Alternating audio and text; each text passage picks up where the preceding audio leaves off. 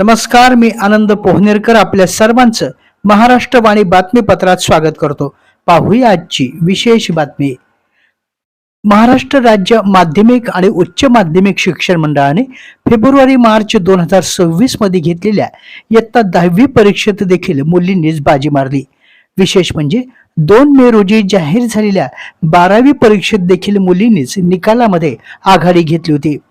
आज शुक्रवारी दुपारी मंडळाने जाहीर केलेल्या इयत्ता 10वीच्या निकालामध्ये परभणी जिल्ह्याचा एकूण निकाल 90.2% एवढा लागला.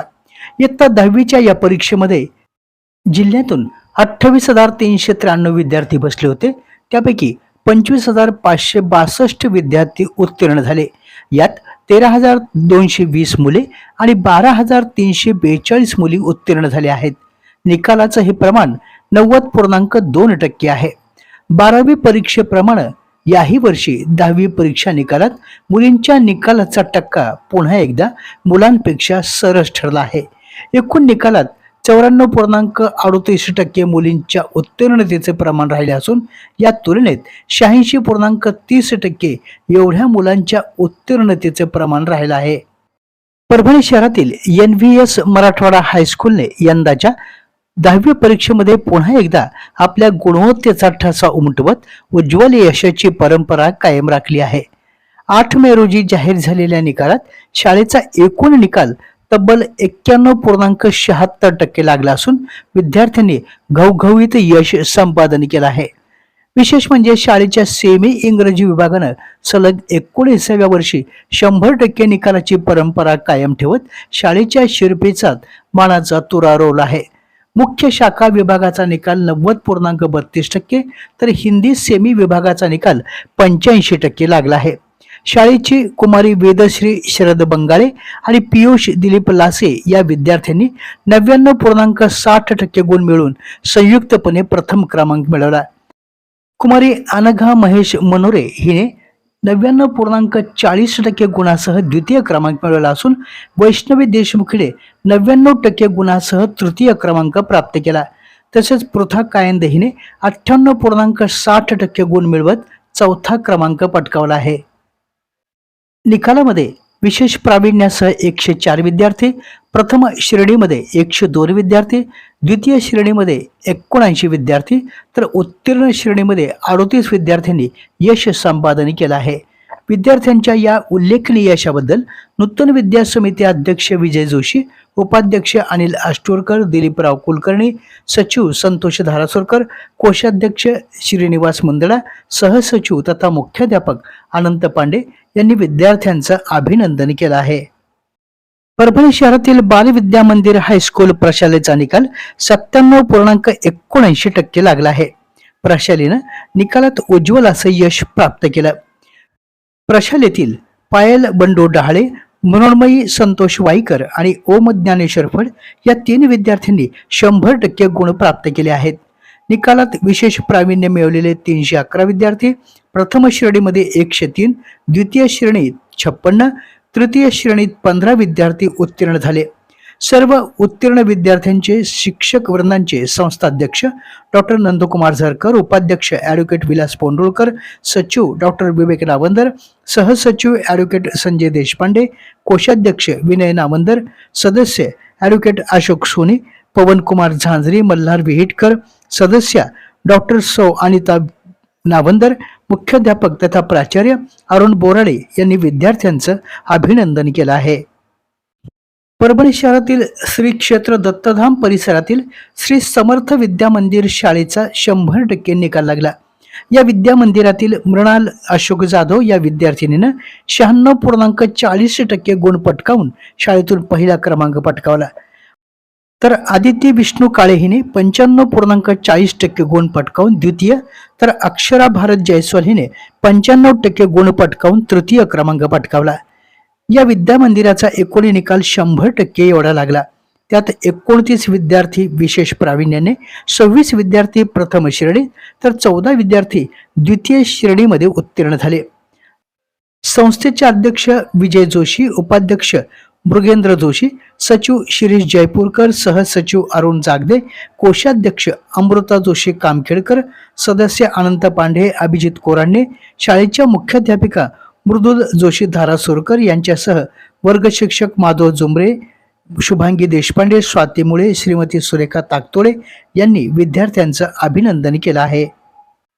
थॅलेसेमिया हा गंभीर अनुवांशिक रक्तविकार असून भविष्यात थॅलेसेमिया मुक्त पिढी निर्माण करण्यासाठी व्यापक जनजागृती होणं अत्यंत आवश्यक आहे. थॅलेसेमियाग्रस्त बालके जन्माला येऊ नयेत यासाठी समाजानं जागरूक राहणं गरजेचं आहे. तसेच या आजारानं ग्रस्त असलेल्या बालकांवर आणि रुग्णांवर वेळेत उपचार होऊन त्यांना सामान्य जीवन जगता यावं यासाठी शासन आरोग्य सेवा अधिक सक्षम आणि बळकट करत आहे, असं प्रतिपादन आरोग्य राज्यमंत्री मेघना साकोरे बोर्डीकर यांनी केलं आहे. एक पाऊल थॅलेसेमिया मुक्तीकडे अभियानाच्या वर्षपूर्तीनिमित्त राज्यभर 1 मे ते 8 मे दरम्यान संकल्प सप्ताह उत्साहात साजरा करण्यात आला.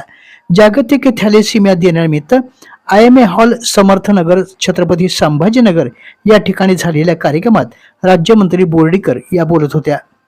कार्यक्रमादरम्यान राज्यातील सर्व शासकीय रुग्णालयांमध्ये महिला आणि मुलींसाठी सुरू करण्यात आलेल्या PCOD क्लिनिकचं ऑनलाईन उद्घाटन देखील त्यांच्या हस्ते करण्यात आलं. यावेळी महानगरपालिकेच्या आरोग्य सभापती डॉक्टर सुनीता सोळंके, आरोग्य सेवा उपसंचालक डॉक्टर कांचन वानेरे, राज्य आरोग्य शिक्षण संपर्क विभागाचे उपसंचालक डॉक्टर कैलास बाविस्कर, थॅलेसेमिया विषयावर कार्य करणारे तज्ज्ञ डॉक्टर, सेवाभावी संस्था, थॅलेसेमियाग्रस्त रुग्णांचे पालक आणि विविध मान्यवर यावेळी उपस्थित होते. परभणी जिल्हाधिकारी संजय सिंह चव्हाण यांच्या आदेशानुसार आसोला मुरंबा हा सुमारे 100 वर्षांहून अधिक काळ बंद असलेला मार्ग आज प्रशासनाच्या पुढाकाराने खुला करण्यात आला. या कार्यवाहीमुळे परिसरातील ग्रामस्थांची अनेक वर्षापासूनची अडचण दूर झाली असून दळणवळण आणि शेती कामासाठी महत्वाचा मार्ग पुन्हा उपलब्ध झाला आहे. सदर कार्यवाही उपविभागीय अधिकारी उदय सिंह भोसले यांच्या मार्गदर्शनाखाली तहसीलदार डॉक्टर संदीप राजपुरे यांच्या समन्वयातून आणि नायब तहसीलदार मधुकर क्षीरसागर यांच्या उपस्थितीमध्ये पार पडली. आज शुक्रवारी दुपारी 3:30 ते 4च्या सुमारास सुटलेल्या जोरदार वाऱ्यामुळे परभणी शहरातील छत्रपती शिवाजी महाराज पुतळा परिसरात उभारण्यात आलेले अवैध होर्डिंग अक्षरशः जमीनदोस्त झाले. दैव बलवत्तर म्हणून या होर्डिंग जवळ कोणीही उभे नव्हते, अन्यथा मोठी दुर्घटना घडली असती. या परिसरामध्ये अनेक अवैध होर्डिंग्स हे मोठ्या प्रमाणात लावण्यात येतात, मात्र याकडे महानगरपालिका प्रशासन डोळेझाक करत असून यामुळे या मार्गावर अपघात होण्याची शक्यता देखील वर्तविण्यात येत आहे. त्यामुळे महापालिकेने अधिकृत होर्डिंग कोणते आणि अवैध कोणते या संदर्भात चौकशी करून संबंधितांवर कारवाई करावी अशी मागणी नागरिकातून व्यक्त होत आहे. परभणी शहरातील सारंग स्वामी विद्यालय या ठिकाणी परभणी जिल्हा गुरव समाजाच्या वतीनं 7 मे रोजी वधूवर परिचय मेळावा आणि उपनयन संस्कार कार्यक्रम घेण्यात आला. यावेळी बटूंना शुभेच्छा देण्यासाठी परभणी विधानसभेचे आमदार डॉक्टर राहुल पाटील यांच्यासह मान्यवरांनी उपस्थित राहून बटूंना शुभेच्छा दिल्या.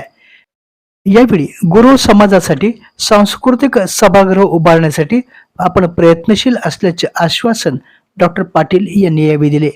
या प्रसंगी डॉक्टर विवेक नावंदर, संचालक फैजुल पठाण, महापौर सय्यद इक्बाल, उपमहापौर गणेश देशमुख, नगरसेवक डॉक्टर केदार खटिंग, जिजाभाऊ थोरात, मंगल मुदगलकर यांच्यासह मान्यवर या प्रसंगी उपस्थित होते. या कार्यक्रमासाठी बालासाहेब वाघमारे, सुदाम वाघमारे, राजा पुजारी, सुभाष आगलागवे, रमेश ठाकूर, गोपाल चौथाईवाले, राजकुमार ठोके हट्टेकर, गणेश दीक्षित यांच्यासह समाज बांधवांनी या कार्यासाठी परिश्रम घेतले. आपल्या जिल्ह्यातील अपडेट बातम्या पाहण्यासाठी आमच्या महाराष्ट्रवाणी या चॅनलला लाईक करा, सबस्क्राईब करा आणि शेअर करा. धन्यवाद.